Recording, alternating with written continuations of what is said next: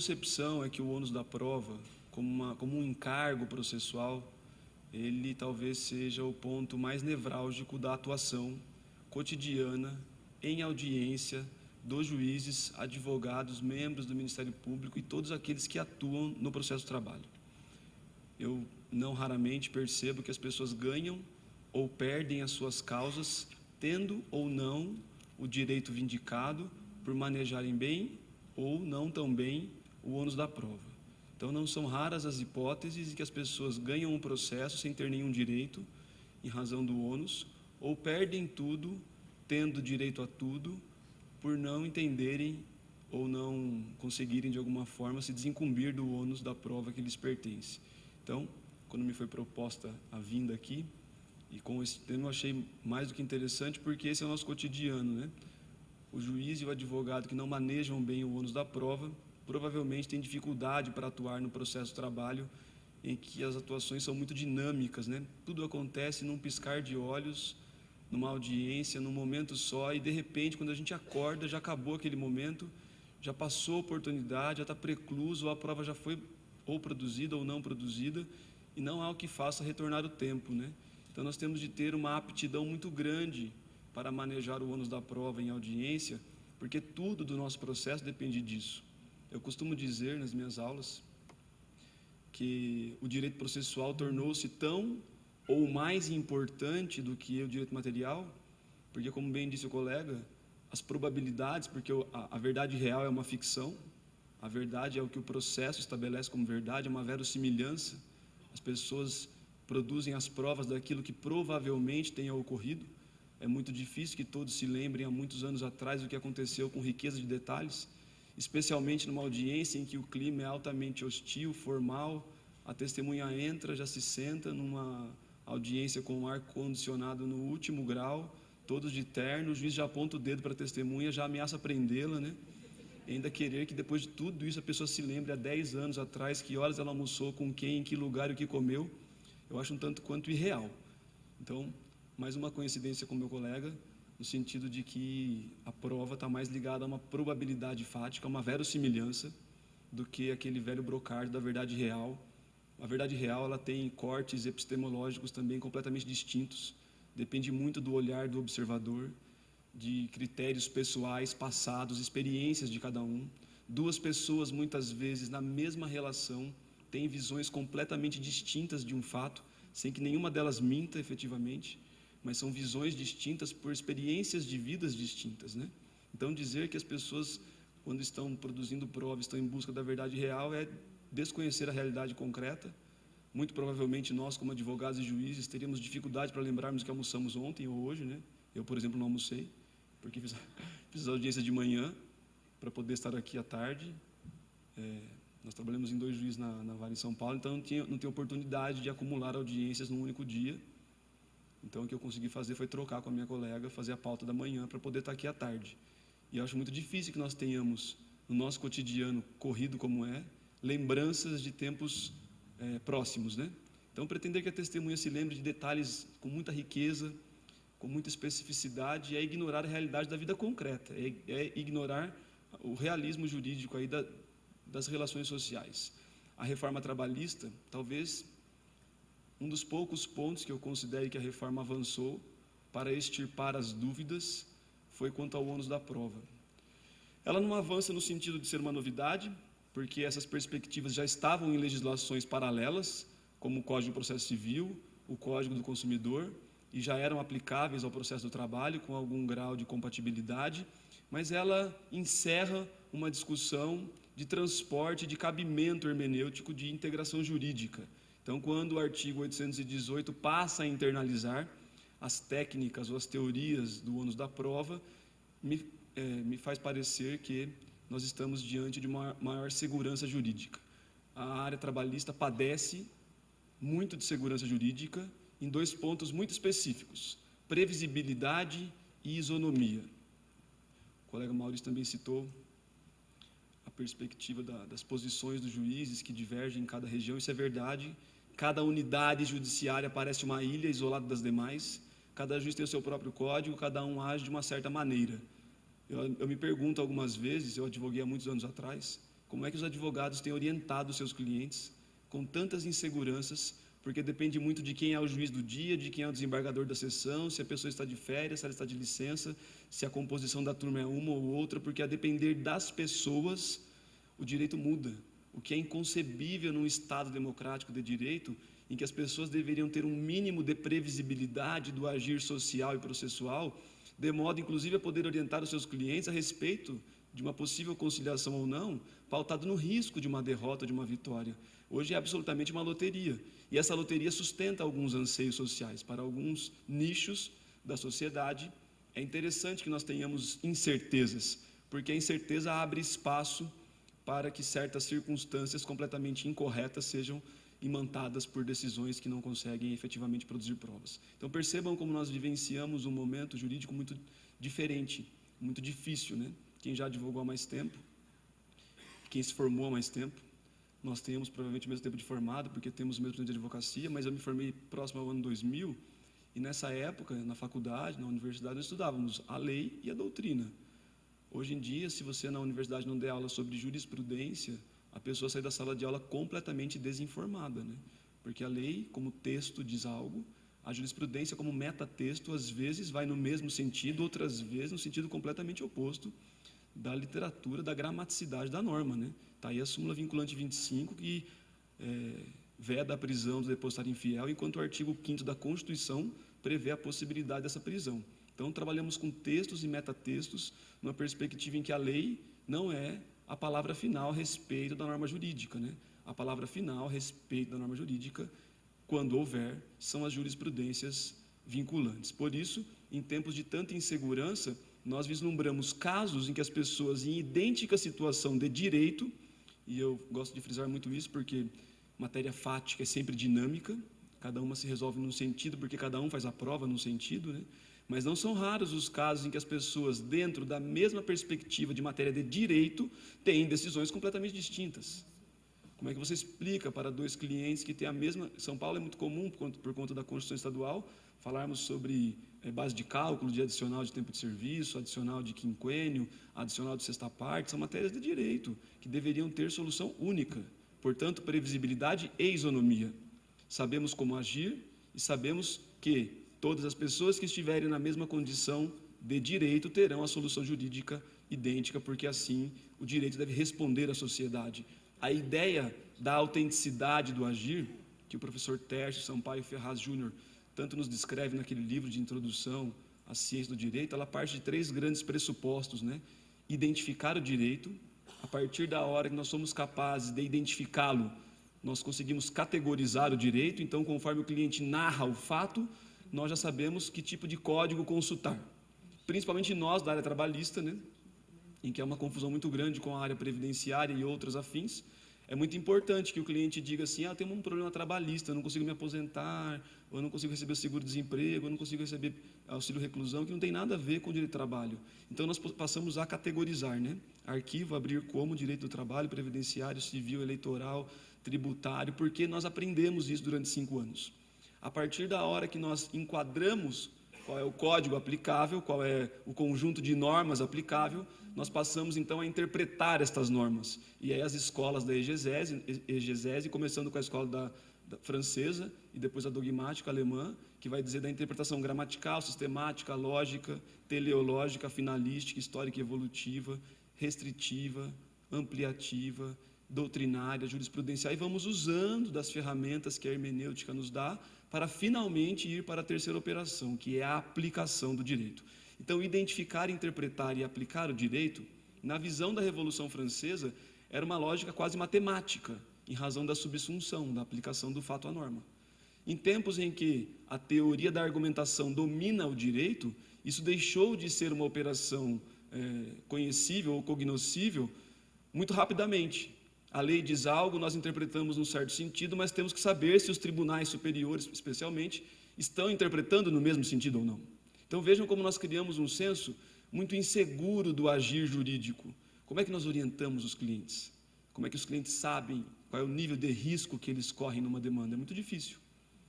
Então essa loteria interessa a alguns, interessa de tal forma a alguns que a reforma do Código de Processo Civil permitiu, inclusive, que os tribunais continuem a gerar as suas jurisprudências como precedentes obrigatórios, mesmo naqueles casos em que a parte desista do recurso, que é o chamado caso modelo ou caso piloto.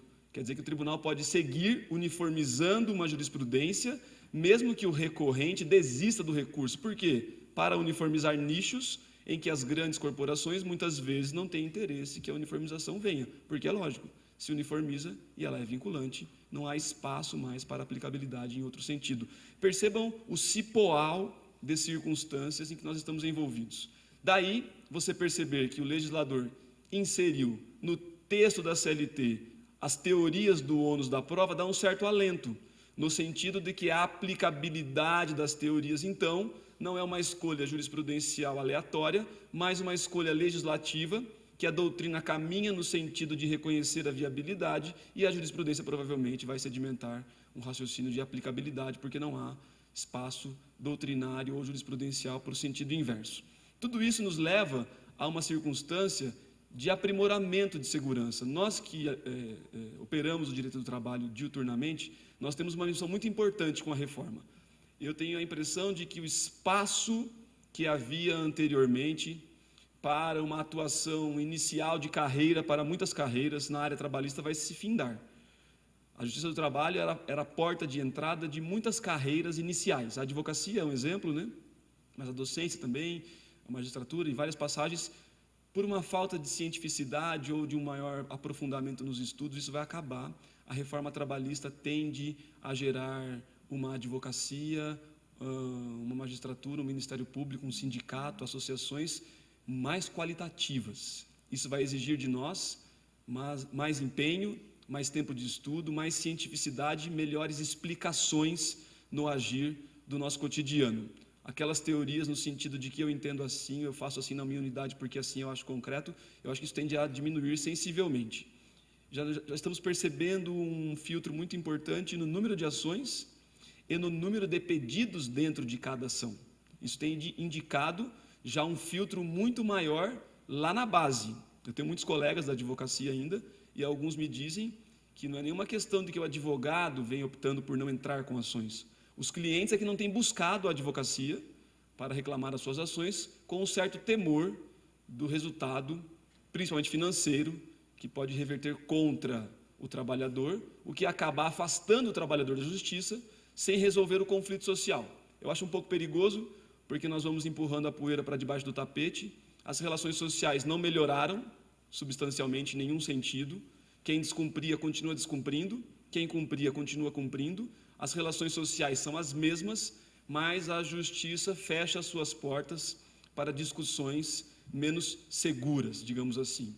Discussões como acúmulo de função, adicional de insalubridade e periculosidade acumuladas, que são teses que vão surgindo com o passar dos estudos, elas estão recrudescendo em razão de um risco que naturalmente cerca mais os trabalhadores, porque é a teleologia da reforma trabalhista afastar os trabalhadores da justiça, ou pelo menos criar o que eles chamam de um senso de responsabilidade no manejo das ações. Eu discordo em várias frentes disso, mas concordo com um ponto importante. Internalizar as teorias do ônus da prova nos ajuda, enquanto operadores do direito, a ter mais segurança jurídica em poder trabalhar essa perspectiva. Ela já vinha no 373 do CPC, parcialmente no artigo 6º, 8º do CDC, e agora se internaliza no artigo 818 da CLT. Eu já vou adiantar aqui uma teoria que me parece não aplicável para a nossa área, que é a da Convenção sobre o ônus da prova.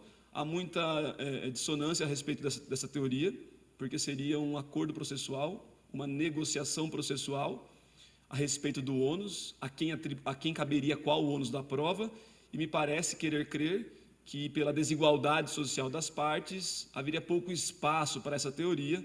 A própria reforma não a adota, literalmente, e eu acho difícil que nós façamos o transporte. O TST, na instrução normativa, já criou uma certa barreira de aplicabilidade, então eu não vou nem tratar dessa perspectiva, vou tratar das outras 3 teorias, começando pela teoria da atribuição do ônus da prova.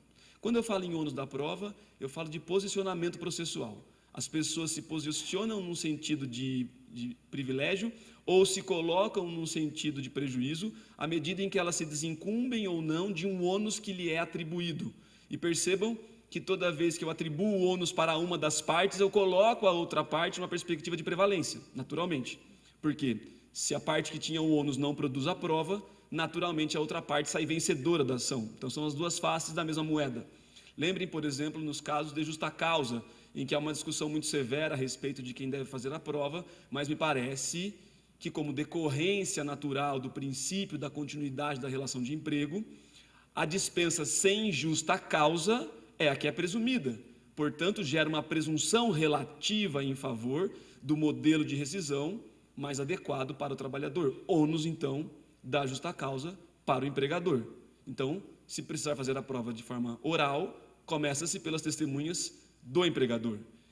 Não é rara a situação em que o juiz estabelece essa ordem da oitiva da testemunha e o advogado da reclamada já automaticamente indaga. Vai inverter o ônus da prova? Não, não é uma inversão de ônus da prova.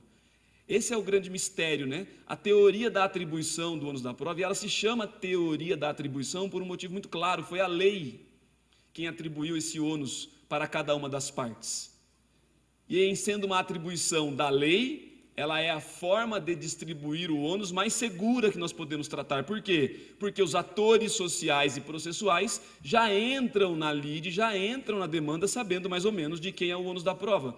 E a petição inicial geralmente traz fatos constitutivos, é o natural, ela quer constituir direitos declaratórios, constitutivos, declaratórios, condenatórios, e a defesa, então, pautada na perspectiva dos princípios que regem a contestação, como a impugnação específica e a eventualidade, vai tratar de dois pontos específicos. Ou rejeita, nega frontalmente o fato constitutivo, quando o réu, então, nega frontalmente o fato constitutivo, o resultado é que ele deixa o ônus com o autor. É uma estratégia de defesa, não há mal nenhum nisso. O réu pode dizer que prefere deixar todo o ônus para o trabalhador e simplesmente nega. Eu nunca vi esse trabalhador na minha frente, ele não foi dispensado. Na minha empresa não tem horas extras. O que a empresa está fazendo? Negando o fato constitutivo. É uma estratégia porque, ao negá-lo, a empresa deixa toda a carga do ônus probatório para o trabalhador reclamante. Em outro sentido, todas as vezes que a defesa traz, e a palavra usada pela doutrina corretamente é opõe, ao fato constitutivo outros que lhe modifiquem, impeçam ou extingam os efeitos jurídicos, o ônus é da reclamada, o ônus é da empresa. E por que é assim? Porque ao opor um destes três fatos, fatalmente o réu precisa passar pelo reconhecimento do constitutivo. Ele não precisa dizer isso, reconheço o constitutivo e oponho a ele um extintivo, estão aqui os recibos. Isso fica implícito. O réu diz assim, eu já paguei as horas extras. E aí, psicografando o texto lá como Chico Xavier faria, né? O que fica implícito? Se você está dizendo que pagou, é porque houve horas extras. Então você está opondo ao fato constitutivo que você acaba de reconhecer um extintivo, o recibo. Cadê os recibos de pagamento? E aí o artigo 464 da CLT estabelece que pagamento se comprova com recibo. Então percebam que todas as vezes que o réu opõe fato impeditivo, modificativo ou extintivo, o ônus é do réu, porque o réu, ainda que implicitamente, passa reconhecendo o fato constitutivo da petição inicial. Ele trabalhou, mas era autônomo. Muito bem, o princípio da continuidade diz que, na dúvida, o trabalho, o gênero trabalho, está presumido na espécie emprego. Se ninguém produzir nenhuma prova, então o emprego vencerá, o empregado vencerá a causa. Portanto, se a presunção está com o autor, o ônus é teu, réu, porque ao dizer, ao modificar a roupagem jurídica da relação social, você atraiu para si o ônus do fato modificativo do direito. Então percebam que a teoria da atribuição é a que nos deixa mais à vontade em termos de previsibilidade do agir social, porque as regras estão postas na norma. E aí uma passagem importante para os advogados dos reclamantes é o momento da réplica, porque o réu teve todo o momento ali entre a citação e a audiência, ou até o protocolo da petição de defesa, para elaborar as suas teses, e o autor terá um curto espaço de tempo na audiência. Nem todo processo precisa de réplica escrita. Porque, conforme as normas de processo, a réplica serve para o autor impugnar os documentos ou discutir as preliminares, que são defeitos processuais apontados pela defesa. Se não houver documentos, nem houver preliminares, tecnicamente, nem precisa elaborar uma réplica. Mas, ainda assim, o autor deve conhecer o conteúdo da defesa, porque só assim ele vai saber se ficou para ele o ônus ou se está para outra parte. Em havendo documentos, por exemplo, o ônus também modifica. Vai depender se o autor impugna o documento quanto ao conteúdo ou quanto à forma. O Código de Processo Civil estabelece que, ao fazer impugnação de forma, o ônus é de quem elaborou o documento. Quando se faz impugnação de conteúdo, o ônus é de quem impugnou o documento. Para nós, da área trabalhista, a impugnação de conteúdo abre um espaço enorme de produção de provas contra o documento, porque o princípio da primazia da realidade permite que o trabalhador faça provas contrárias a uma descrição fática que um documento traz consigo. Agora, uma coisa importante que tem faltado no nosso dia a dia é perceber que os documentos, via de regra, nascem com uma presunção relativa de verdade. Então, a empresa alega que o trabalhador prestou serviços por pessoa jurídica e emitiu notas, e traz o documento de contrato, e traz a constituição da pessoa jurídica, e traz as notas emitidas pelo autor. Percebam que o réu atraiu o ônus para si, mas trouxe a prova pré-constituída documentalmente de que o autor de fato era um prestador PJ.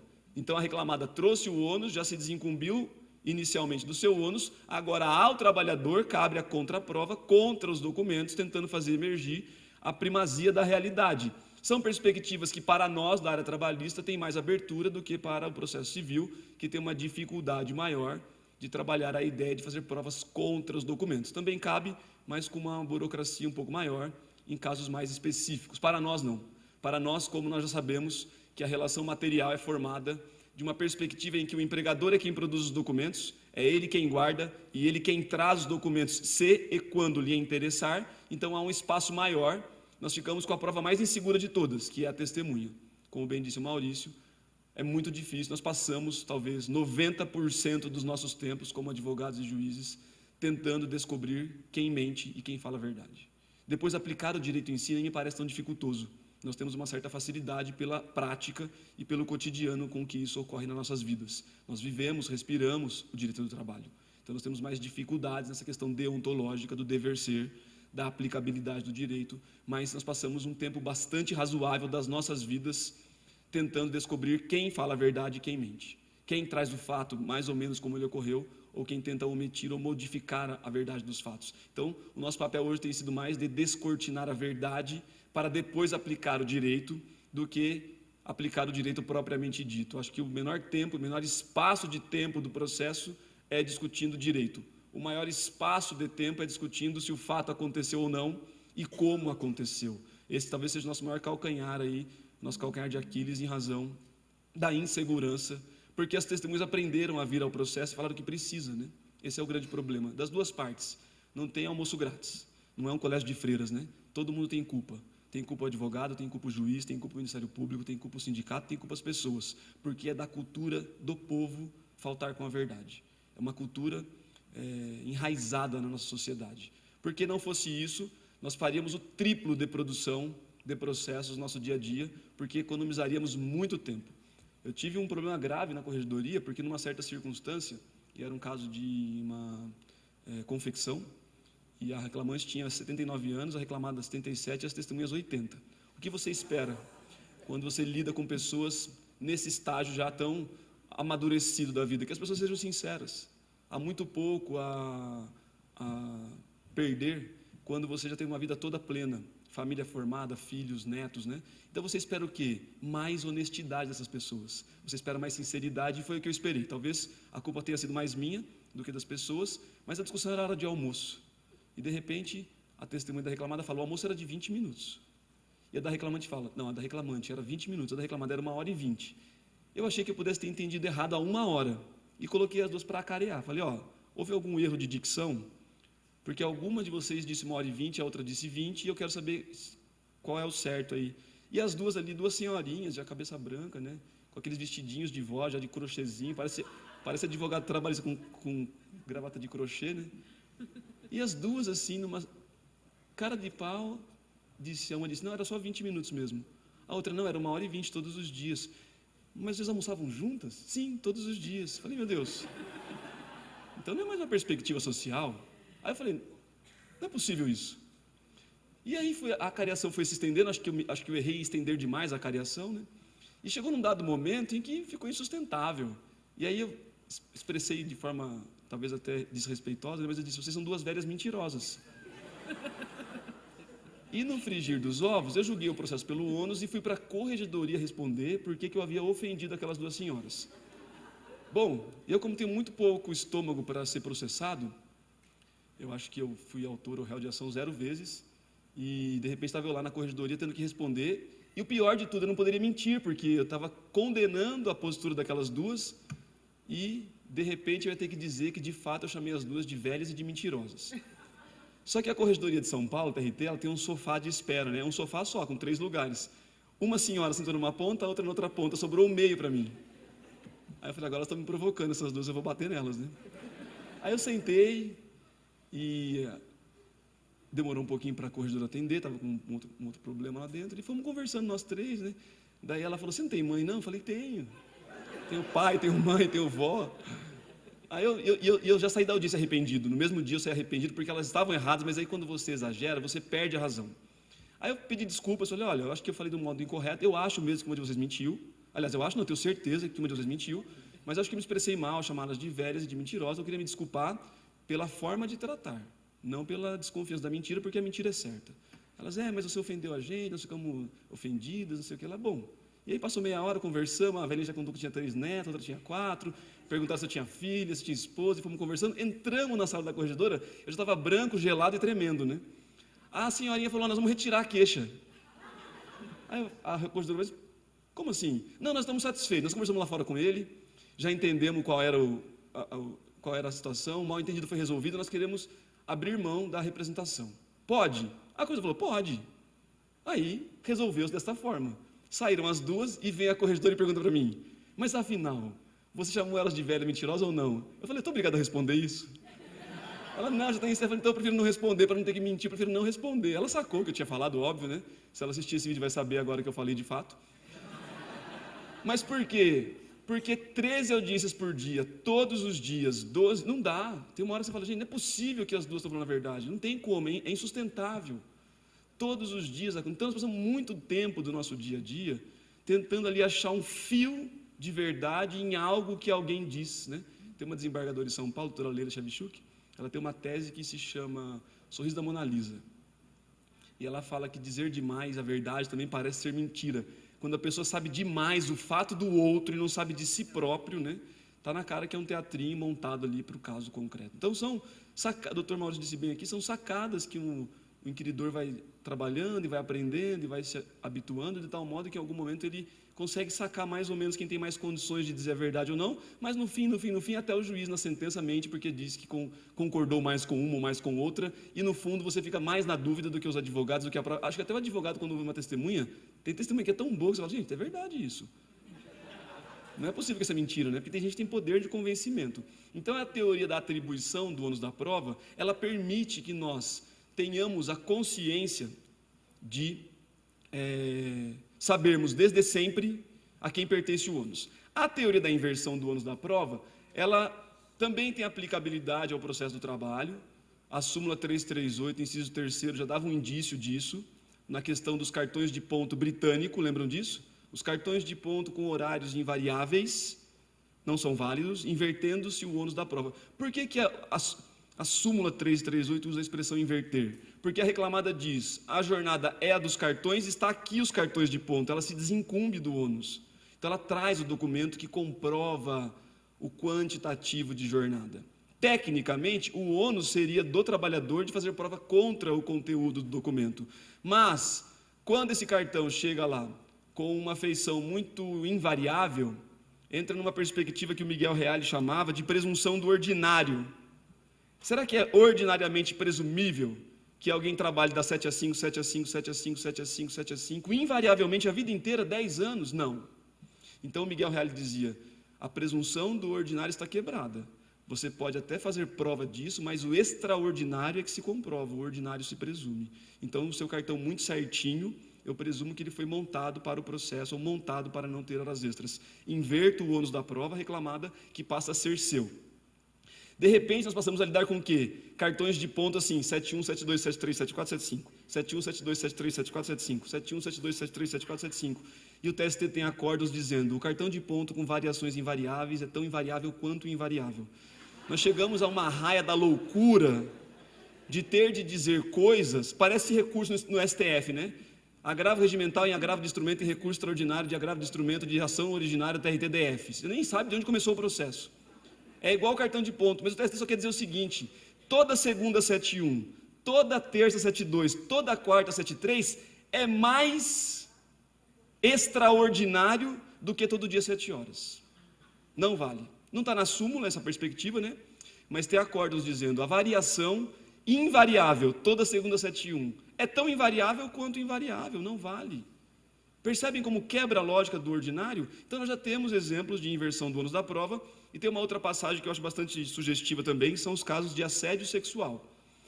O STJ tem jurisprudência cristalina no sentido de dizer que a palavra da vítima tem força, porque pela experiência que o STJ tem nesse sentido nas ações criminais e reparação civil, ele entende que a mulher ficaria muito constrangida, usualmente, em inventar uma história dessa e expor a sua intimidade para depois ser mentira, e seria muito dificultosa a prova para a autora, porque o assédio geralmente ocorre de forma muito fechada, muito velada, né?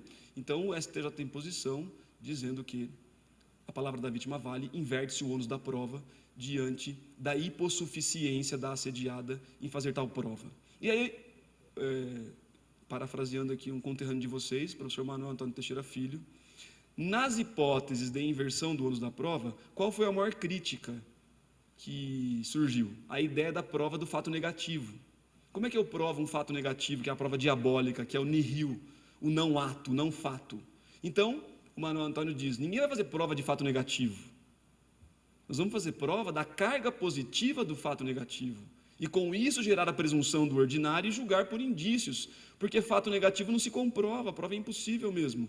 Então você não vai comprovar que o João não assediou a Maria, você vai comprovar que o João era respeitoso, educado, um cara familiar, de bom trato, de bom relacionamento, e, gerando esta prova, réu, você consegue gerar para o juiz, que é o destinatário da prova, a presunção ordinária de que, sendo respeitoso, ele não teria assediado a trabalhadora. Percebem? Quando a reclamada fica com o ônus da prova da jornada, não é para provar que não existiam horas extras, ela vai provar a carga positiva desse fato, que na empresa dela, todo mundo trabalha 8 horas por dia, 44 por semana, com 1 hora de intervalo, que a regra é respeitar a jornada, e ela gera a presunção do ordinário.